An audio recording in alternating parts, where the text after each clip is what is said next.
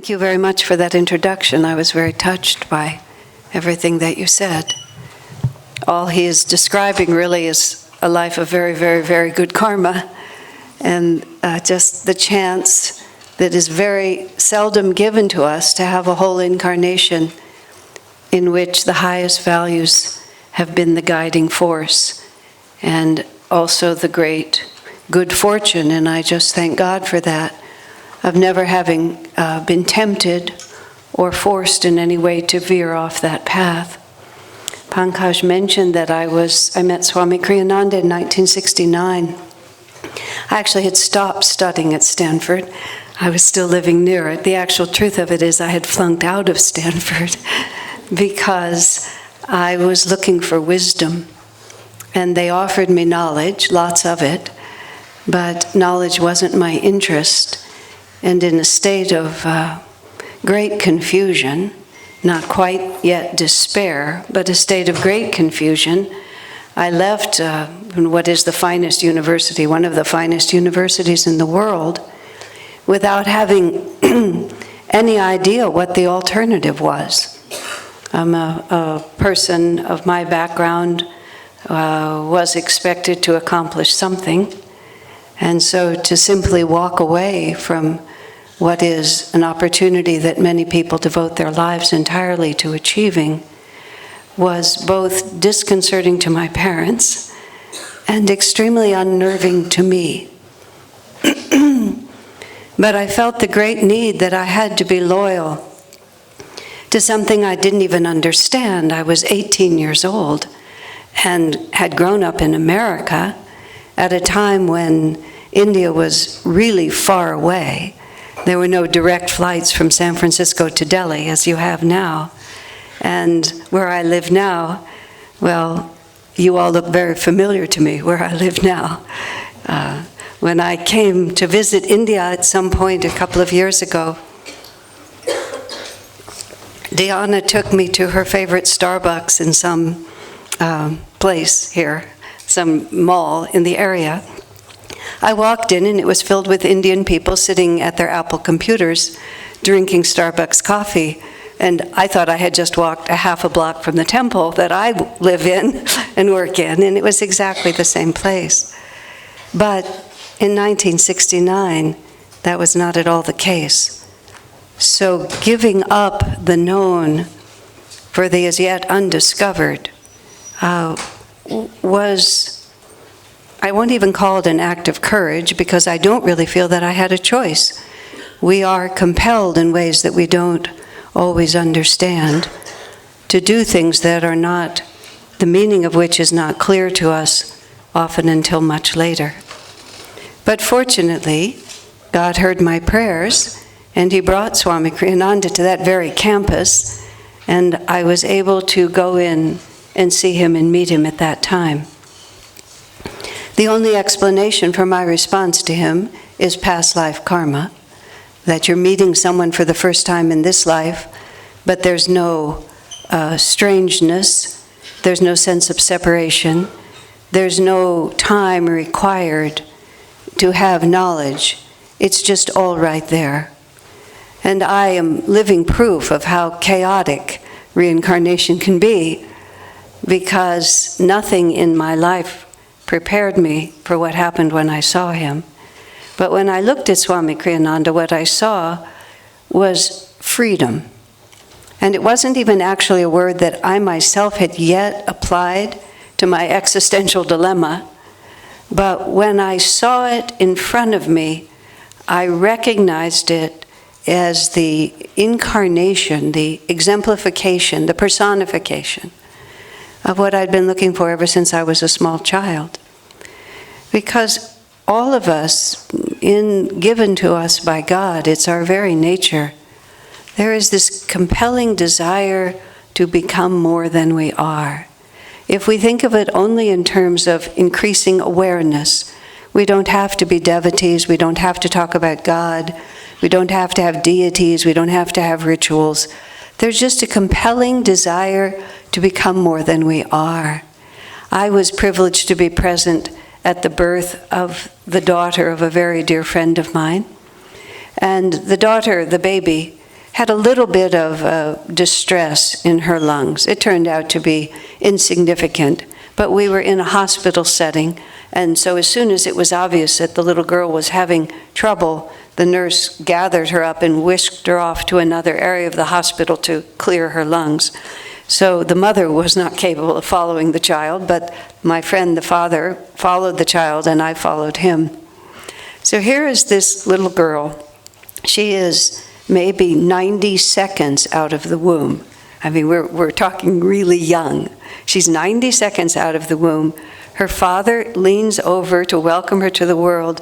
She reaches up like this and grabs his finger. Now, to begin with, we all just puddled up and went into tears. It was impossible not to see her tiny fingers. He was a big man grasping his giant thumb like this. But another part of me thought, and so it begins. And so it begins. We begin to reach out from ourselves, and we begin to look for love, satisfaction, comfort, security, all of these things outside ourselves. I was recently in Singapore, and I was with a friend there who has a 3-year-old son, an extremely active little boy who literally never stopped exploring the world. He just never stopped. No matter where we were, he kept going. They took me to the beautiful orchid garden that's there. He had a complete fascination with every metal grate that was ever anywhere in there. Every metal grate had to be walked onto and stomped on. We had to listen to the noise. He had to jump up and down. And then the next one would come. It would be a completely new experience. He'd get on that one, he'd stomp on it. He found a pamphlet about the orchid garden that he was able to make into a sled that he could use down the sidewalks, just endlessly exploring, expanding, making his experience bigger. And that's exactly what all of us do in our lives. It's a process of ever-expanding awareness. And gradually, if we're thoughtful about this, and our awareness begins to expand. I mean, little children just have to find out, what a spoon is and what's edible and what isn't edible and, what's acceptable in life and what isn't. They have to learn language. But it's all this pushing. And then we get to be an adult. What career will I have? Where will I live? Who will I marry? How many children will I have? What will my house look like? What city will it be? And then how do I find happiness? What is the meaning of life? What is going on here? And we just keep pushing like that. I said I was born with this compelling desire for more. And more what? I didn't really know. More happiness. And then when I saw Swami Kriyananda, what I realized was more freedom. Now, freedom is not the misunderstanding that I'm going to claim freedom and that means I get to do whatever I want. Freedom is not a static object. Freedom is the capacity to choose our state of consciousness, to choose our state of mind, to choose our response to this world. And unfortunately, very few of us are able to do that. And we find ourselves, and either unconsciously or gradually by conscious awareness, we find ourselves bound and compelled by forces that we don't understand at all. There's a word for it, and it's a word that you've all heard. The word is karma. But somehow the more the word is tossed about in many ways, we don't really practically understand what that really means to us. We just know that somehow or another we're forced into responses and we're unable to make free choices, even when we know what is best for us. At this point in my spiritual life, I've been through a number of experiences. I've had a number of choices. I've made a number of decisions, some of them good, some of them absolute folly. I've had some times in my life when the style of life I was living I preferred more than other times. And you begin to think, what would I like in the future? Who will I be in the future? Will I be a married person, a family person, a renunciate? Will I live in a cave? Will I have another public life like this one? And after a long period of time, I've come down to think just one simple thing. Whatever I do next, whatever I do tomorrow, I would like it not to be compelled by forces that I don't understand.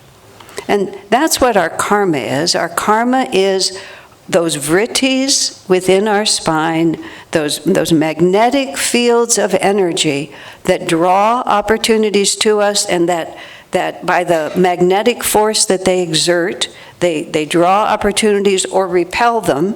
And then when those opportunities come, they compel a reaction on our part. I, being an intellectual person, an author, a wordsmith, words and ideas have always been extremely important to me. And I'll give you an example of how karma compels. Well, I have always felt that, these are the different ways people react. I've always had this incredible concern when people won't accept my ideas. I think my ideas are the best, and I want other people to think that they're the best also. I think also from the karmic memory of having had more power than I have now, more political power, I realized at a certain point when I would have to have meetings in my community and talk to people and make plans, that once I expressed my opinion, I realized a small part of me was always surprised that they kept discussing the issue. Like, haven't they noticed that I've already declared what we're supposed to do? And it wasn't that I was in a position to declare it with a force that they had to listen to, but there was always this quiet puzzlement as to why they kept talking after I had spoken, right? And then if I feel that something is, have felt, I'm going to try to put this in the past tense, if something is important, and I can't get people to listen to me, I go into what I used to call a panic survival response, where I would feel that being listened to, really, that my life depended on whether or not people are listening to me. Now, all of these things, these are my particular quirks, but because of whatever samskars I have within me, whatever vrittis of karma I have within me, this would be not my response to life, but my reaction to life. And gradually, when I began to realize that this was a little out of proportion, I tried to figure out how I could stop it. But the vritti was so strong that it would take me over before I had a chance even to think about it. So I began to look for external ways of knowing that this was beginning to happen to me.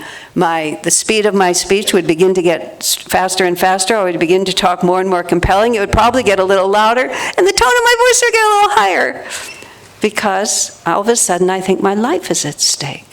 Just because someone wants to organize an event a little differently than I want to, or wants to explain a spiritual principle a little differently than I do. But this is the karma that we have. God only knows, literally, sort of what events in the past have rolled in to make this possible. Now, as long as we're living our lives without the ability to actually know what's motivating us, and even more seriously, without the ability to actually be able to stop and choose what is the appropriate response at this point, I'm sure all of you have your stories. I certainly have a lot of mine, of pretty much every difficulty I've ever gotten into in my life has been the result of being compelled by forces I didn't understand. Now, karma is the force that moves us, but the force that moves us is not a curse. What the karma represents to us is lessons that we haven't yet learned. And so we have to come down to the very simple question, which is the basis for everything. Why were we born? Why do we live in this world? And what constitutes a successful life? We're in a very interesting transition between the age of matter and the age of energy. And so we're still operating essentially with the materialistic concept of the world, but we've added to it all the energy of the coming age. So materialism is getting more and more wildly intense, And so we're sort of being spun by forces that we don't quite understand. And of course, in India, we have this magnificent tradition of high teaching and high principles, which is now meeting the necessity of the country to come into right relationship with the entire world. Where I live in America, we're just shamelessly materialistic. We've elected a man president who personifies, really, unfortunately, in too many ways, the values that have taken over our country, my country, and taken over the world. which is, if I can get more for myself, why wouldn't I do that? If I can get away with it without getting caught, why wouldn't I? Now, of course, the reason is really simple. Karma, that when we violate the way that God made us, when we violate the fundamental principles of where happiness comes from, then it's very simple, we will suffer. When Paramhansa Yogananda came to America, he immediately published one book which was called The Science of Religion. Swami Kriyananda later completely rewrote that book because, in fact, Master had given the ideas to a disciple and the book was ghostwritten by a disciple. So Swami decided he was a disciple and he could ghostwrite another one for Yogananda that was more clear. And so he wrote a book called God is for Everyone. And this was Yoganandaji in India before he came to the West, trying to think, how do I take this magnificent tradition of the ages, carry it to a people who have no relationship to it, but show them that all people are the same. What difference does it make what we look like, what language we speak, what the cultural habits we are? These are so superficial. And from lifetime to lifetime, we take on and off these bodies, and we wear all different bodies at all different times, and we're just absorbed in the one that we're wearing at this time, and we imagine that it's the way things are. But underneath that, we're all made the same by God with the same characteristics of consciousness. So Master wrote The Science of Religion, and it was 2 principles. Everyone seeks to avoid suffering. Everyone seeks to increase happiness. And you can go down any sentient being. If you have a little snail and you poke it, it'll shrink up trying to get away from the pain. If you put something out in front of it that the snail thinks is pleasurable to eat, it'll slither over there and try to eat it. This is just the way all sentient beings are made. And as we evolve up the scale to the point where we have human bodies, we just continue that quest. What will avoid suffering? What will give me happiness? And then Master took the ancient teachings of Sanatana Dharma and just tried to explain that attunement with our higher reality is the way to happiness. Lack of attunement is what causes us suffering. And everything else follows from that. And everything else and all of those principles are discoverable.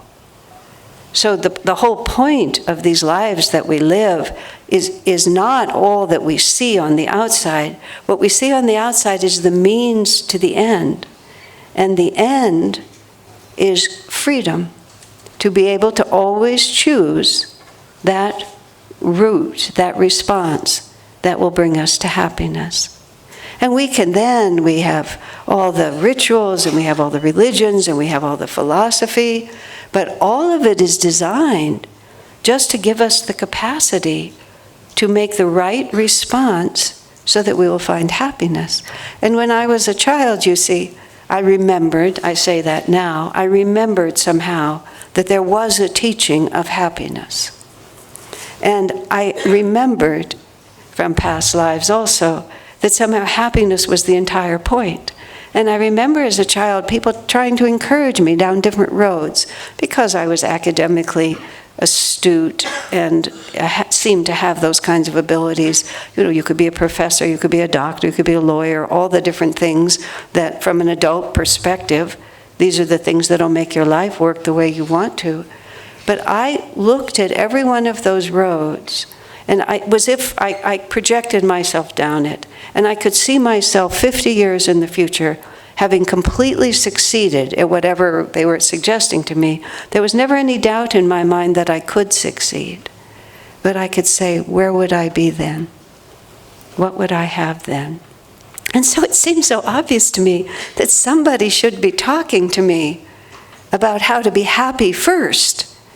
And then, if you're happy first, then go ahead, be a doctor, professor, a lawyer, an engineer, be in the IT industry, which didn't exist when I was a child, but whatever it is that you want to do. But without that, what is the rest of it for? And so when Master distilled the whole essence of Sanatana Dharma from thousands of years of Indian tradition, more than thousands of years, He brought it to America to escape suffering, to find happiness. And then he brought just a very simple way of doing it. And he called it Kriya Yoga. Kriya just simply means action, as you know. So we say the Kriya Yoga transmitted through Babaji to Lahiri Mahashaya through this line of teaching. So it becomes a specific action. But even at the same time that Master initiated and taught in a certain way, he was very careful to say, we are not inventing this. This is something that has been taught throughout all of history. As long as there have been human beings have been taking that action which will enable them to respond to life with freedom and to overcome those compelling forces of past actions that habituate us to making choices that are contrary to our well-being. And of course, the secret of it becomes that our life is not guided from the outside in. Our life emanates from the inside out. In Autobiography of a Yogi, Yoganandaji says he has an experience of cosmic consciousness, and it's a beautiful chapter in the book. He's describing everything he sees. He sees the cosmos. He sees all these worlds being manifested and unmanifested. He sees light. He sees fire. He hears sound. I mean, it's just a magnificent piece of literature.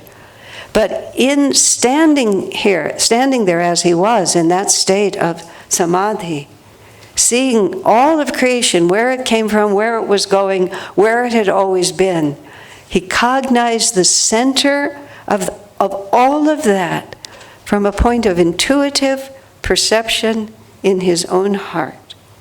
And that is really stunning when we stop and consider it. Master had another phrase, which is, he said, "Spirit is center everywhere, circumference nowhere." And I've begun to think about that much more in personal human terms than I did when I first heard him say that. Because each one of us just stands at the center of an entire universe. And what's so astonishing to me is how much sense we make to ourselves. No matter how amusing or unusual or unexpected other people's response to life is, we all make perfect sense to ourselves. Over many years, I've developed a saying that actually helps me deal with things that turned out not to be such a good idea that I've done, compelled by forces I don't understand. It seemed like a good idea at the time. That's how I think about it. When people talk about the nature of this world, the problems that the planet is beginning to experience, the insecurity of we don't know where the economy or the politics is going to go, I say, well, we chose to incarnate at this particular time, and it probably seemed like a good idea at the time. Otherwise, we wouldn't have brought ourselves here. And it seems that way also because our ego is not really in charge. And that's where a lot of confusion comes from. I've had the opportunity in my life to help explain the Christian Bible in the Christian world. Because, of course, growing up in the West, it's a major part of this. And Yoganandaji's teachings include Jesus on the altar. And he said that one of the reasons he was sent to incarnate was to show the original teachings of Krishna, the original teachings of Jesus, and to show how, in essence, it is the same teaching. But in the Christian Bible, well, not but in the Christian Bible, Jesus uses the pronoun I a great deal. In the Bhagavad Gita, Krishna uses the pronoun I. But in the Bhagavad Gita, people understand, in where the Bhagavad Gita is native, people understand that there is an I that transcends the egoic identified with the body self. So when Krishna says I, no one imagines that he means that body that was born and died. Well, some people do, but they understand that he's talking about the eternally existing consciousness that manifests for a time. As Krishna says, I incarnate I take human form. The divine takes human form in order to restore Dharma. In the Christian Bible, where Jesus says I, because there has been no context for it at all, people think it must mean Jesus. Jesus, who was the son of Joseph, who was born at a certain point as the son of Mary, and who died at the age of 33, and then who resurrected his body. But when one interprets the whole Christian Bible with a different understanding of the pronoun I, the whole misunderstanding of the Christian Bible is the pronoun I. Give that a different meaning, and all of the theology from it flows differently, which is how Master put them together when he put the Bhagavad Gita with the Bible. Both fully realized avatars. We're talking about the same reality, the cosmic consciousness, the Christ consciousness. Christ and Krishna are closely related words. Now, for all of us, we have to ask the question, as I was beginning, why was I born? Why am I here? What really constitutes a successful life? Now, the tradition of God realization, the tradition that I will transcend all limitations and have freedom. Well, Master said when he liked teaching Sanatana Dharma, self-realization in America, he said, because in India, everyone knows that God realization is very difficult to attain. And so people's response is, yes, I know that's important, and in some incarnation I'll do that. And so there's a kind of reluctance to embrace. He said in America, no one had any idea that it was difficult at all. So when he introduced the possibility to them of God realization, they had the usual American response, sure, we can do it. And he said that kind of determined enthusiasm, in fact, broke down lots of barriers which are only human reluctance to get engaged. And the process of God realization is the process of resolving and releasing every one of those vrittis that tells us that something other than God realization will make us happy. It's not a curse, it's just a lesson that we have yet to learn. Master made the interesting statement. He said, everything, sooner or later in our multiple incarnations, after we reach the human level, he said, we have to try out everything.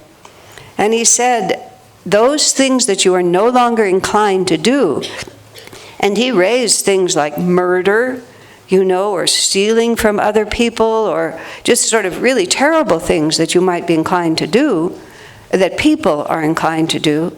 He said, if you are no longer inclined to do them, it means because you tried it, you found out the result, and you realize it doesn't bring you happiness. Whereas what causes suffering and what causes happiness? Now that's a really, in many ways, terrifying idea to imagine that we've lived through all of those possibilities. And then he put it in another way. He said, before you can attain God realization, you must satisfy and overcome every other desire. And Swamiji said to him at that time, even when I was a child and I wanted an ice cream cone, Master said, yes, even that. Now, I've tried to sort of think that through, because you end up with a picture of divine law as being absolutely tyrannical. I mean, you're a 3-year-old child and you want ice cream and your mother says you can't have it. Do you have to reincarnate just to eat that ice cream cone when you're 3 years old? I mean, God realization Americans have learned it's pretty hard too, but that just seems impossible. So I try to go more into the essence of what Master is saying, because often when the Masters speak, they use words, but they're using words to inspire within us some intuitive understanding of something else. Swamiji, Kriyanandaji, edited a great deal of Master's writings. And some people would say, why would a Master's writings need editing? And Swamiji said, Master would just talk, he would make vast intuitive leaps. He would just sort of skip across the top of the mountain and tell you all of these points and leave it to you to sort of intuit how you got up to that peak in the first place. And Swamiji said it was the job of the disciples to sort of fill in with some kind of rational capacity to understand all those intuitive leaps. In fact, Swami Kriyananda, who was a writer and a speaker, and he worked very hard to explain. At one point, he actually said to a group of us in the ashram there, he said, you have it so much easier than we did when we were living with Master. Now, those who are devoted to Paramhansa Yogananda would think, oh, nothing could be better than living with him. And Swamiji said, no, actually, you're better off with me. He said, I bend over backwards to explain it to you. He said, Master never bothered.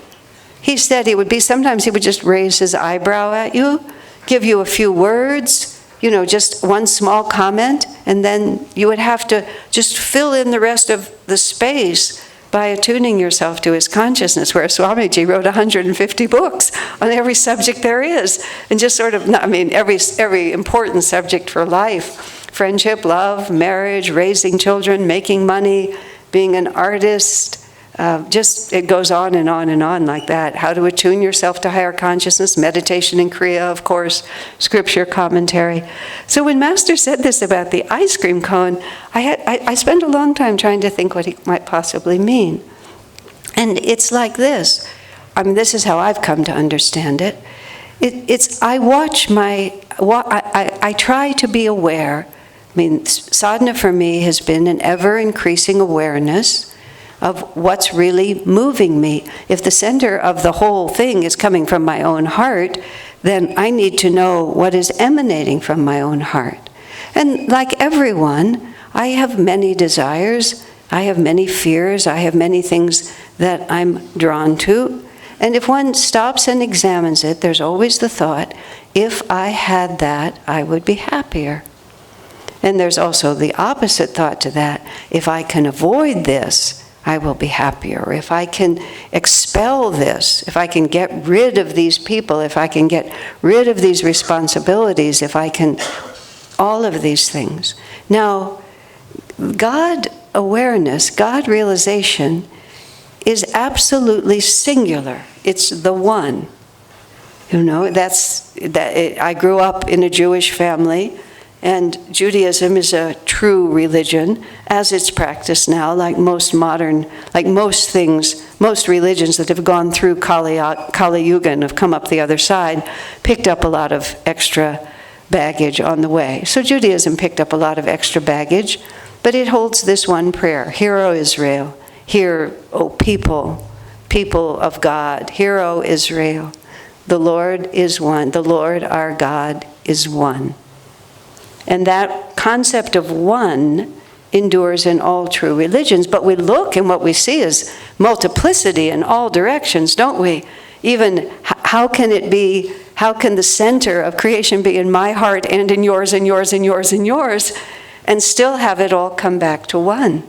I was with Swamiji in Gurgaon shortly after he moved to India after 2003, and he was giving a small satsang for the ashramites there. I arrived just in time to hear it. And in the course of talking, he said something that seemed small at the time. He said, because the world is so complex, and now we're pushing off to other planets and all these other experiences are happening, because the world is so complex, and we know that the divine created this world, the human mind naturally thinks that the most complex reality must be the one who created it. And so there's this inclination to think that God is complicated. He said, but the fact is, when you start from the one and the vibration of Om begins, duality begins, and the farther it goes from that singular source, the more complicated it gets, because the greater the distance back to its opposite, and it just keeps on like this. But the closer we get to that point of origin, the less movement there is, the less multiplicity there is, the more it all becomes perfectly simple until it goes into absolute oneness and stillness and silence. Swamiji made a very interesting statement once that I, of course, have no experience to judge, but it was fascinating when he said it. He said, when God realization comes, And there is that moment when you realize that you are absolutely alone in the universe.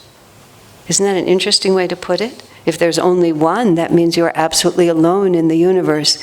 He said, for just a moment, there's a sense of great sadness and of great sadness, of just absolute loneliness. He said, and then immediately after, it's replaced with bliss. Because the realization is, in that silence is where bliss dwells. And even Master went a step farther to call it ever new bliss. So rather than disappearing into nothingness, one goes into this world, which I can only repeat what I've been told. I've never been there, so I don't really know. But the next morning, Swamiji commented to me, and I guess I was the only one there. He said, I don't think people understood how important what I said was.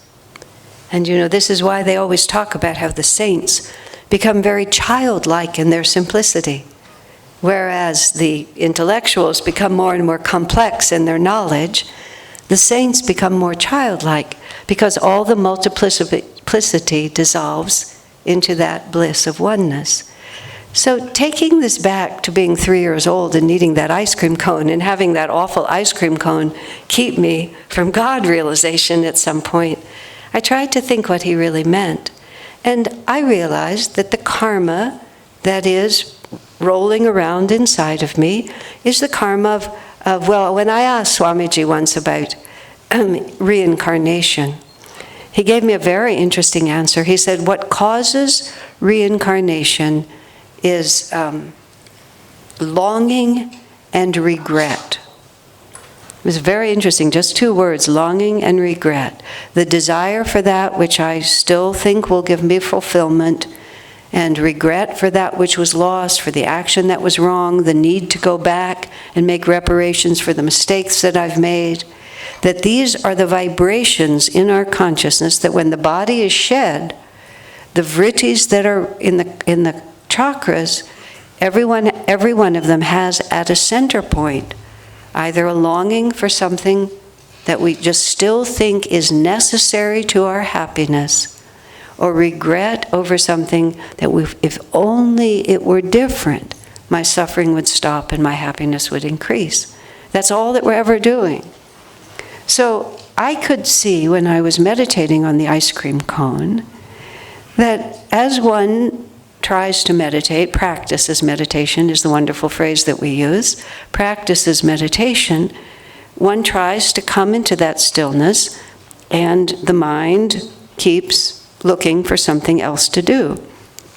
People often talk about meditation as the necessity to still the mind, but what we're actually trying to still is the heart, because it's the restlessness of the heart that activates the thoughts that these feelings generate.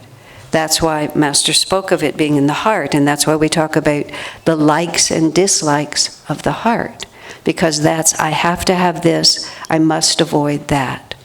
So I realized, just watching myself in meditation, that longing and regret move me continuously away from that oneness and that silence. There is the belief that something is required for me to be at peace. And so what Master is saying is that we have to find out for ourselves whether or not that is true. And we're always thinking that we can tell other people how to be. This is one of the great reactions that we have in life that is not really a response. You should understand what I know. I sit in a meeting and think, why are they still discussing the subject? I have spoken like this. I have told you my ideas. Why aren't you listening?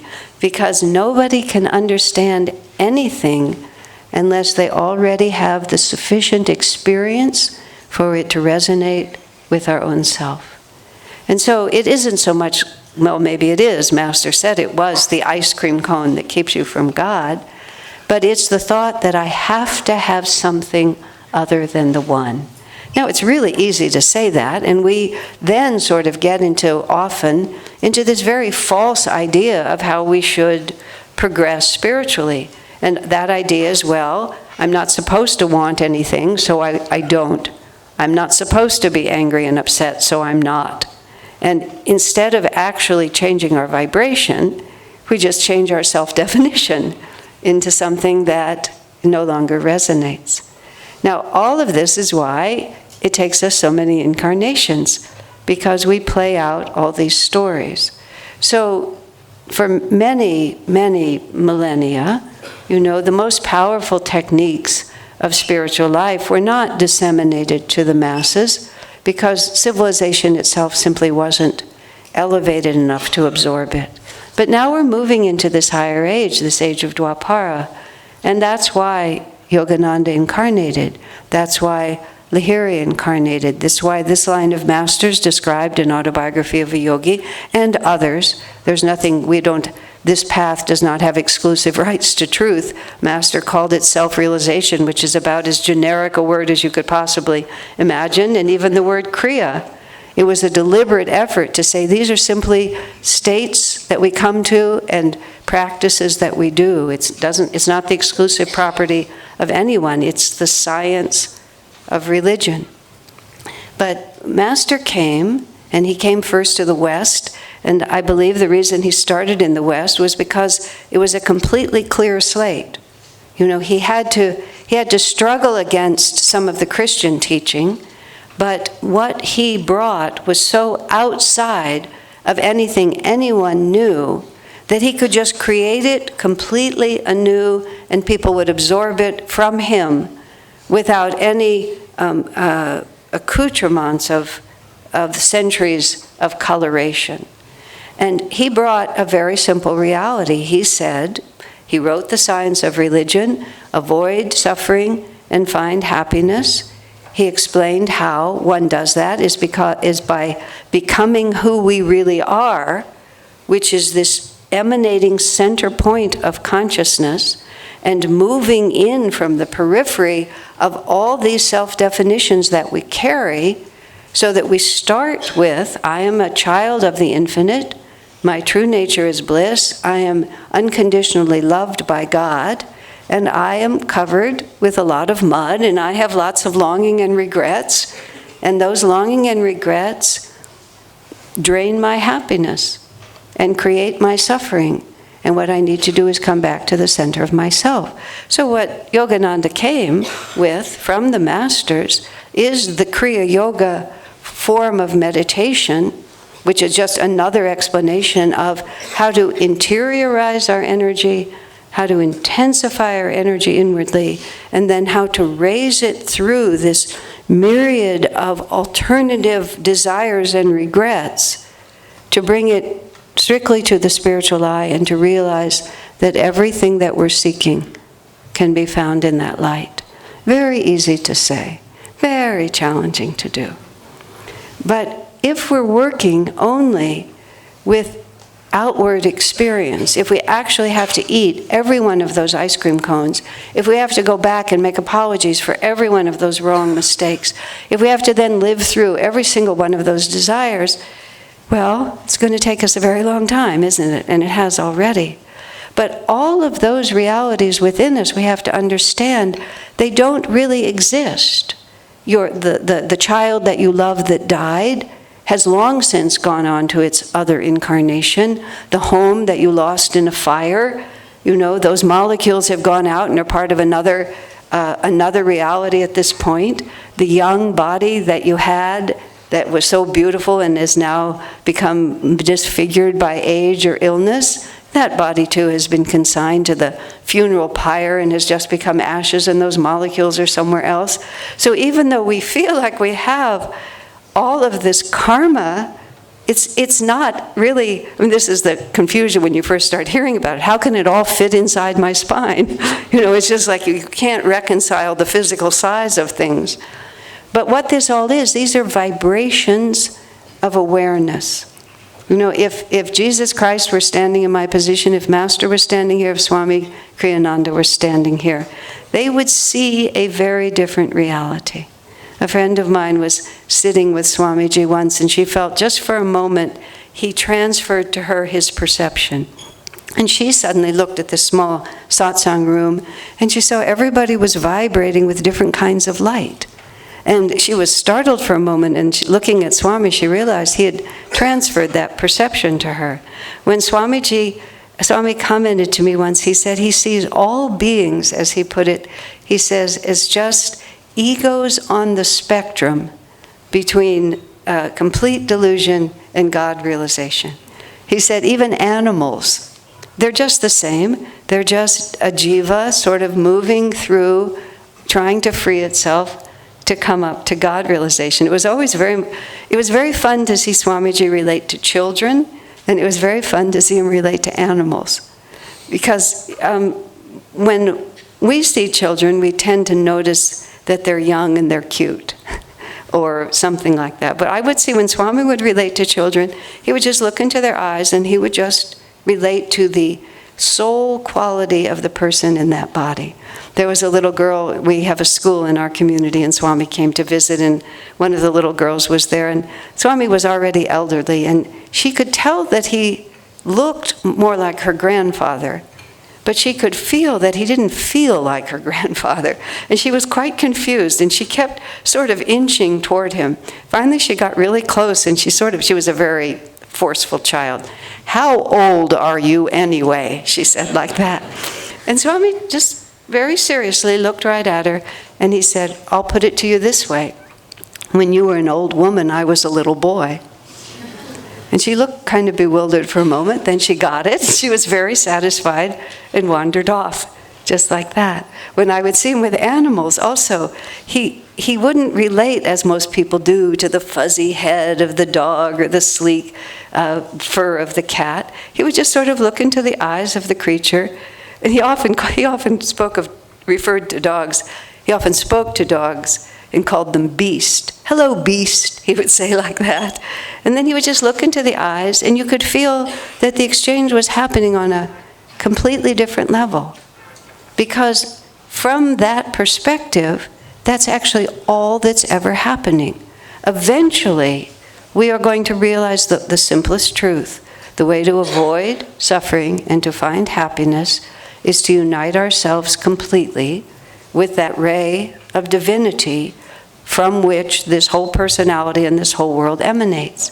And it's very simple. It's not easy, but it's very simple just to live from that. And every time, speaking from my own experience, that I react to life rather than respond to life, it's always because I've moved away from that understanding of oneness, and now I'm living in some self-protective definition of what I have to have in order to be safe and happy. Now, don't misunderstand me. That doesn't necessarily mean that you become passive in life, that you become a pushover for everybody else's opinion. I lived very closely in very close association with Swami Kriyananda for more than 4 decades.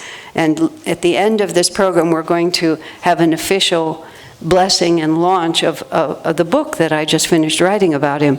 It's called Swami Kriyananda Light Bearer. It weighs a full kilo. It's a big book. And it's 44 years of Swami's life chronologically. And it's the founding of Ananda and what it means to be a disciple of Yogananda and countless other lessons that I spent my whole life learning from him. It's also his life story. And his life story was one of the most challenging, the most complex, and the most interesting. Just challenge after challenge after challenge, adventure, opportunity, setback, success, victory, failure, just one after another, after another, after another. We tend to think that the closer I get to spirituality, the softer the ride, the easier the birth, the more that the way is just going to be paved and covered with rose petals. We don't understand that the closer we get to that, the more powerfully we have to participate in the drama that God has put forward in this lifetime. Yes, some people get to withdraw completely, but in Dwapara Yuga Rising, not that many.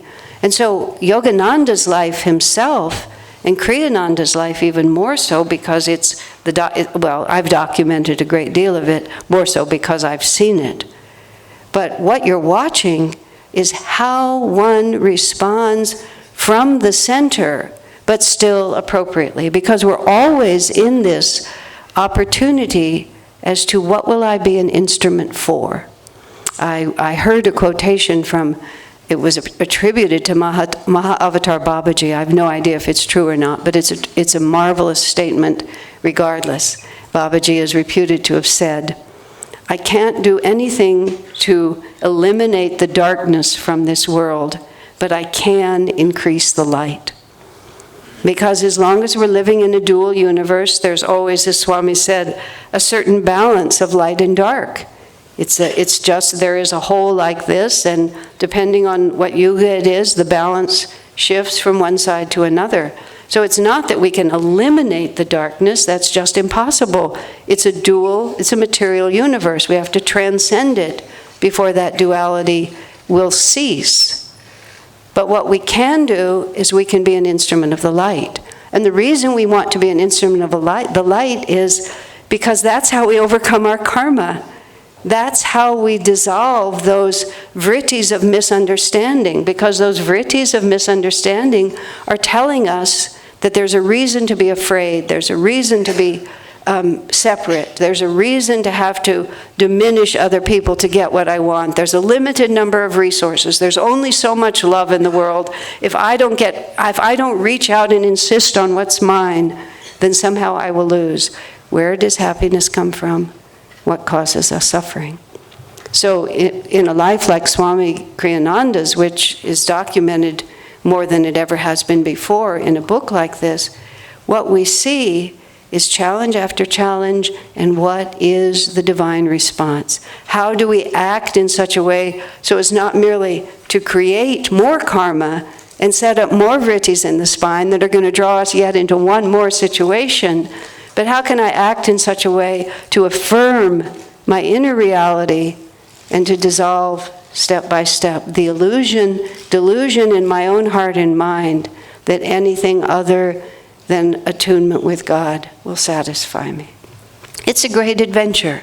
Someone speaking not of Swami Kriyananda, but of another spiritual teacher in America who found himself in great difficulties at a certain point.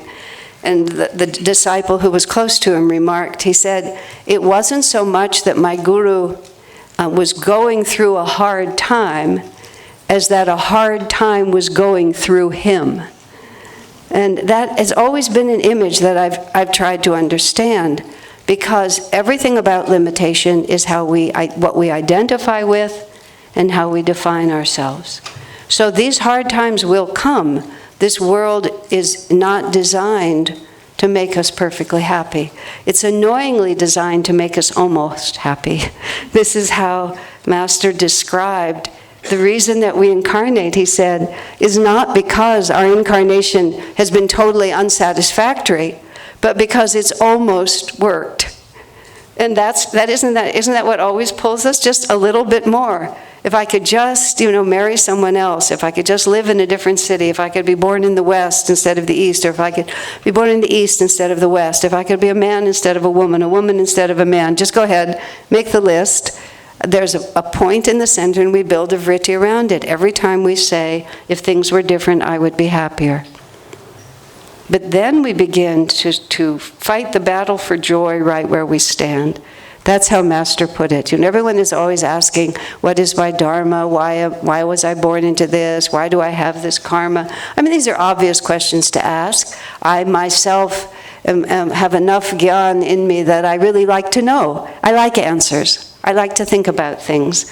Bhakti is sufficient, but I also like to have an explanation. It's just the way I'm wired. But it doesn't really matter in the end. The only thing that matters is that we recognize, who am I? Why was I born? And then we begin to work to come to that. Someone asked me a question last night in another satsang I was giving about my relationship to Swamiji and who I am, who I've become. And she sort of essentially was asking me, what part of who you are can you claim because of what you did? And what part of who you are can you credit to Swamiji's guidance in your life? And it was like a question I'd never stopped to think about before. I said, I can claim nothing, just really absolutely nothing. And it was fascinating because she kept wanting me to claim something. She kept insisting like this. And I remember watching with Swami Kriyananda at different times. When he would accomplish something or do something, somebody would come and say to him, oh, that music was beautiful, that talk was wonderful, the last book you wrote. And he would say, Master does it through me, like this.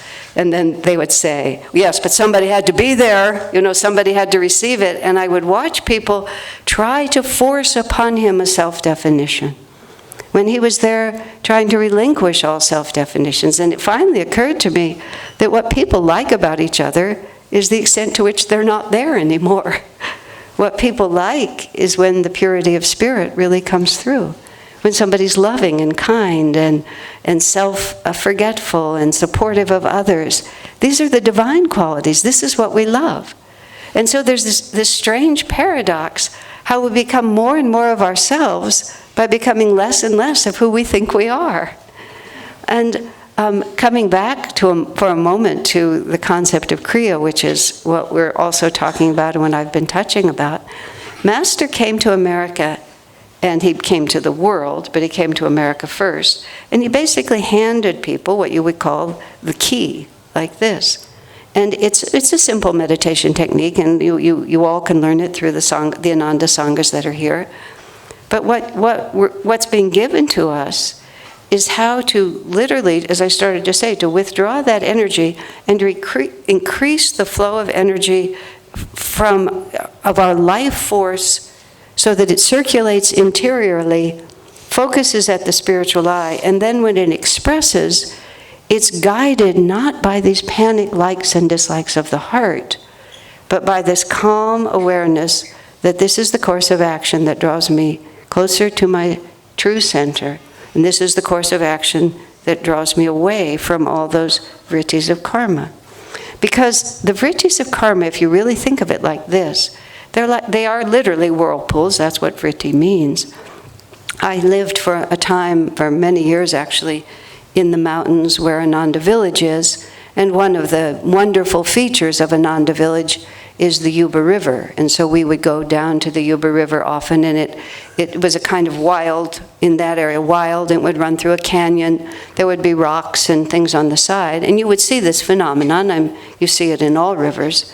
This phenomenon of whirlpools. The river's trying to get to the sea. It's just trying to get to the sea. From the moment the water emerges from the earth, all water tries to flow to the sea. It's an obvious analogy. From the moment we are created, we try to get back to our source. But whirlpools develop. A tree trunk falls into the river, a rock falls into the river, a mudslide comes into the river, somebody dumps an old refrigerator into the river, whatever it might be. And all of a sudden, the pathway to the ocean is diverted, and some of the river just swirls like this, and it just swirls, and it keeps going and going and going. It's exactly the same water that's flowing to the sea. There's no difference. It's just been diverted. And there are two ways that diversion can be solved. One, you can go into the center. You can remove the tree branch, you can push the rock, you can lift out the old refrigerator, and then all of a sudden the pathway is clear. And that same water just flows right back into the river. Nothing has to be done to it, because its essential nature has never been changed. It's only been diverted into a false path. And so all that's been lost is time. Well, it just does this instead of going on its forward journey. So the other way that the whirlpools can be dissolved is if the flow of the river intensifies, if the snows melt, if the rains come, and all of a sudden the power of the river is stronger and stronger, there's an exact relationship between the force that draws it away from its course and the force of the primary course itself. And they live in a balance like this until the force of the river is strong enough simply to pull that whirlpool into it. This is the exact analogy of how we work through the karma that we have. We either live through it It just, we get diverted into the whirlpool. We spend a lot of time there, raising the family, having the career, having the home, whatever it is. And maybe after that incarnation, we've removed some of those attachments from our hearts, and some of that energy goes forward. Or we've intensified it, and we've brought an old car in there and some, more things to just make it tighter. And all of our life force just does it. It can spin for as long as we choose. But the alternative is that we increase the flow of the river. And that's what meditation, devotion, chanting, prayer, everything that we do that increases the life force flowing not outward to the world like my friend's baby, just immediately let me have this. But if we just increase the flow of the river and realize everything I'm seeking will come to me if I first attune myself to God, and even more powerfully, if we know how to meditate in such a way that we use the breath and we use the willpower and we attune ourselves to the force in the chakras and the kundalini, all the words that apply to this sort of thing, and the inner energy flow becomes stronger and stronger, those vrittis just dissolve because the balance shifts. The desire for God, the experience of God, forget God if you don't like that, the desire to be happy. The desire to be happy and the experience of the happiness that comes from inner attunement simply becomes greater than the illusion that I need that ice cream cone to be happy. And then what happens is the vritti just dissolves, and the strangest thing takes place, which is suddenly the upward flow of energy increases. And we don't even know why. Because just like it would be sucked in if the river increases, it's just released. It's released, and all that was being diverted from our higher purpose now becomes part of our higher purpose. And this is why in Autobiography of a Yogi, Yogananda said things like Kriya Yoga practice is the airplane route to God, is what he called it. He said it's the fastest and the best way because it goes right to the source. And then working with the primary causes, it's a little bit like Swami used to describe it. If you have a hose and you're, trying to, you want to water a plant, and somebody's holding the hose and you try to get the water to go over to the plant by batting the water with your hand, you're just trying to get it to go over there. Or if you have the hose in your hand and can direct it, and even more if you can put your hand on the spigot so that you can get to the source and direct where it should go. That's what it is. That is what happens to us at a certain point in the flow of our incarnations. We begin to become interested in the science of happiness, just like that. Like what causes me suffering and what causes me happiness. Now, these are sometimes very difficult ideas to grasp in the abstract. So God takes mercy on us, and He sends us living examples. Whether it's someone close to you in your own life who's a little more advanced in what you're doing, if it's a teacher who's been sent to you, if it's an avatar and a saint. So when I met Swami Kriyananda, what I saw immediately was that he knew how to live in the way that I was trying to live. And I had already been struggling enough to realize that I needed somebody to demonstrate to me how it's done.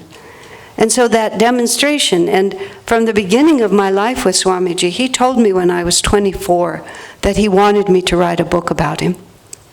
I felt so unqualified. I worried about it literally every day of my life from that point on. And I finished this book a year ago, so that's a long time. He told me not yet, and he also told me he would help me do it, which he did. It more than helped me. I just typed his manuscript, basically. But I always knew when I was watching Swamiji that this is an example that must be shared, because only when we see it exemplified do we really then say, oh, that's how it's done. That's what's trying to happen. That's what it looks like. And more than that, these great masters, it's like being in a choir and having a really good singer right next to you. You know, a really good singer in your ear makes you a really great singer. And it's your own voice. But it's harder for your own voice to waffle off of where it should be when the right sound is right in your ear. So we come together as a sangha, as a community, as a temple, whatever we're doing, for the very simple reason that together it's easier to hear. We come together as disciples or devotees in the presence, the living presence or the spiritual presence of these masters, so that we can hear, so that we can understand the science. What causes me suffering and what causes me happiness, and then be motivated from the center of ourselves to seek that which we are all seeking, which is the never-ending bliss of God. Thank you.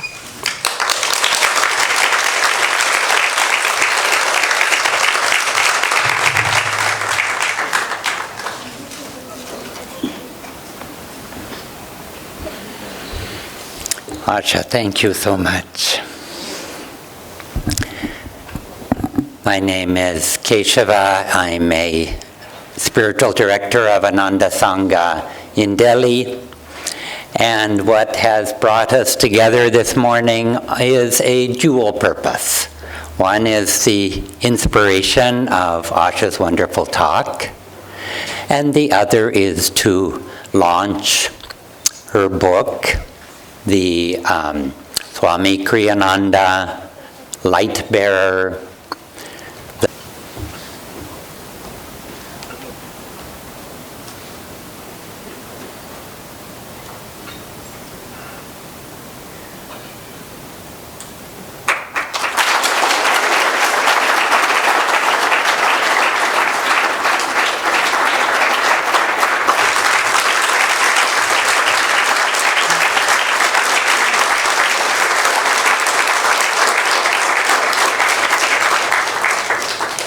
I've never raised children. I've never had children, which is not a regret to me, but it's the nature of my life. I've lived more as a renunciate. But as a writer and creative person, I think I've created many children. And I think this can be considered as my firstborn, really.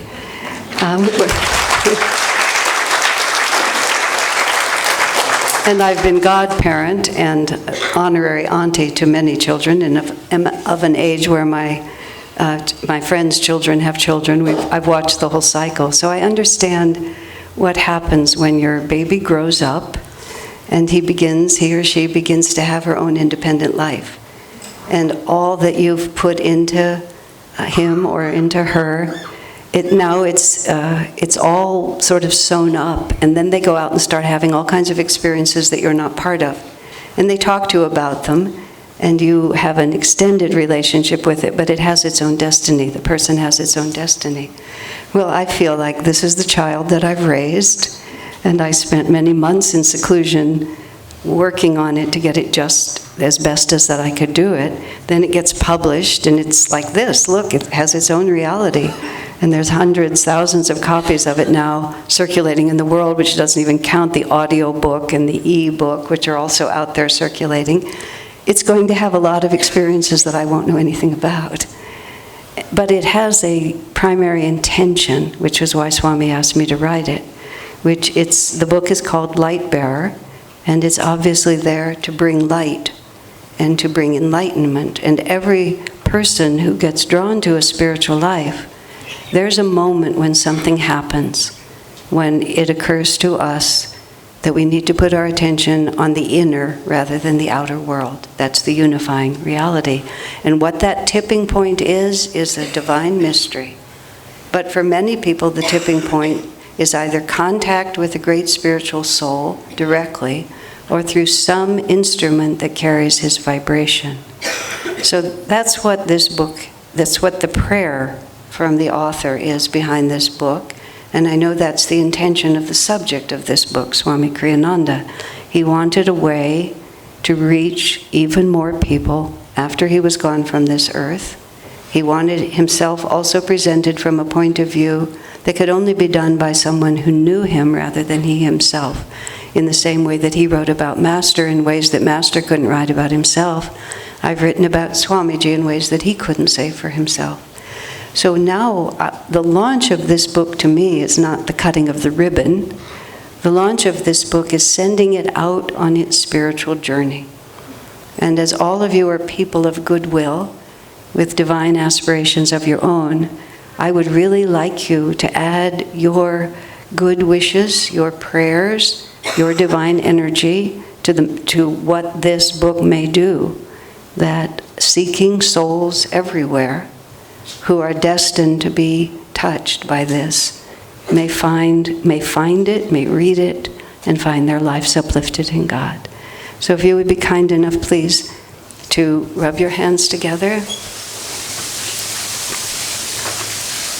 and then hold your hands, palms open, and feel that you are channeling the aspiration of your heart, the gratitude you feel toward those whose actions helped awaken you, and to pass that gratitude on, that this book be an instrument for those chosen truth seekers who will find it and will be drawn to God.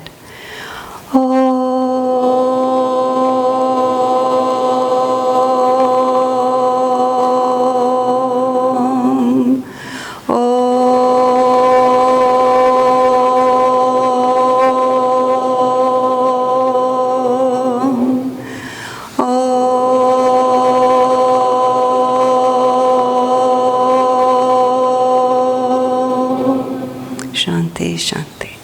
Amen. Thank you very much. I'm very grateful for your goodwill and good wishes in this.